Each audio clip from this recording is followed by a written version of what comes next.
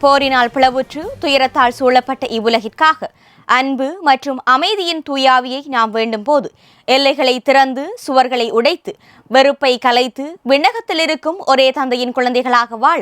தூயாவியார் நமக்கு உதவுவார் என திருத்தந்தை 14ஆம் லியோ அவர்கள் கடந்த ஞாயிறு தூயாவியார் பெருவிழாவை முன்னிட்டு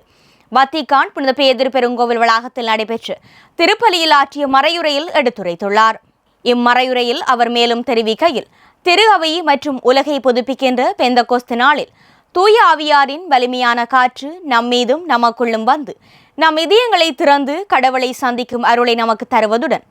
அவர் அன்பின் எல்லைகளை விரிவுபடுத்தி அமைதியாட்சி செய்யும் ஓர் உலகை கட்டியெழுப்பும் நமது முயற்சிகளை தக்க வைக்க உதவுவார் எனவும் குறிப்பிட்டார். அத்துடன் போரினால் பிளவுபட்டு துயரத்தால் சூழப்பட்ட இவ்வுலகிற்கு அன்பு மற்றும் அமைதியை நல்கும் தூய ஆவியை நாம் வேண்டுவோம் எனவும் எல்லைகளை திறந்து சுவர்களை உடைத்து வெறுப்பை கலைக்க விண்ணகத்தில் இருக்கும் தூய ஆவியார் நமக்கு உதவுவார் எனவும் எடுத்துரைத்துள்ளார்.